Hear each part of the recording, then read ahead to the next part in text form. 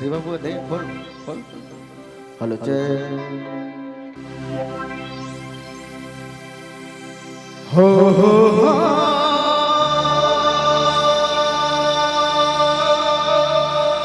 हो एगो बहुत प्यारा गीत है मैं सुना दो चश्मा लो भाई पूरा डांस हो जाए। एक लड़की पसंद है रे जे मोर कॉलेज में संगे पढ़े हो रोज याद हो रोज जात मुड़ मुड़ के देखेला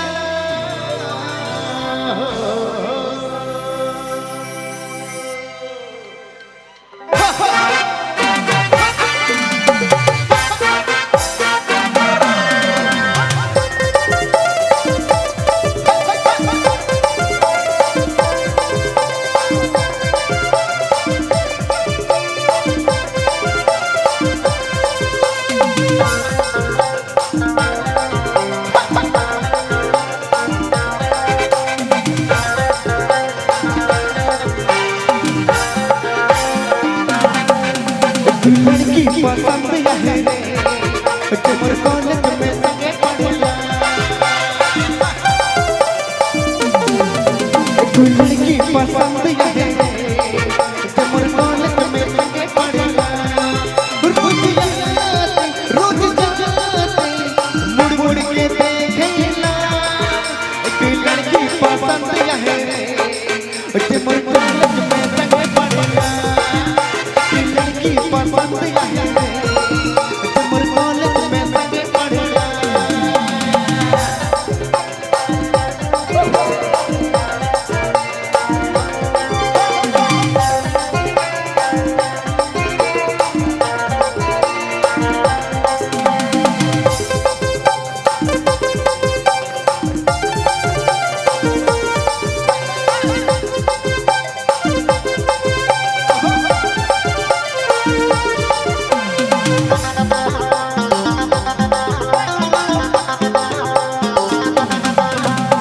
सोचो ना कब तिलक सामने आओ ना तो निकले लाजा और सोचो ना कब तिलक सामने आओ ना तो निकले लाजा रोज जाते रोज जाते मुड़ मुड़ के देखेला एक लड़की पसंद है तुम्हारे कॉलेज में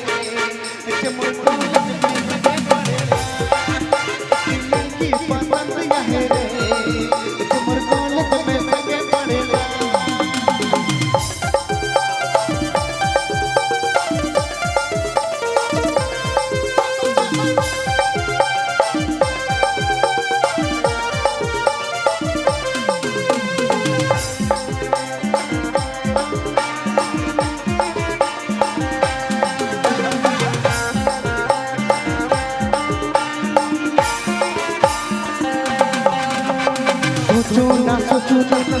तिलक सामने आओ ना तो निकले लाजा सोचो ना कब तिलक सामने आवे ना तो निकले लाजा रोज जाते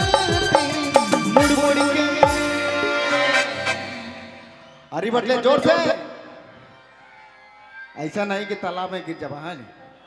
एक लड़की पसंद है रे जमर कॉलेज में संगे एक लड़की पसंद है रे जमर कॉलेज में संगे पढ़ेला रोज लगाते मुड़ मुड़ के देखेला एक लड़की पसंद है रे जमर कॉलेज में संगे पढ़ेला एक लड़की पसंद है रे जमर कॉलेज में संगे पढ़ेला एक लड़की पसंद है रे जमर कॉलेज में संगे पढ़ेला।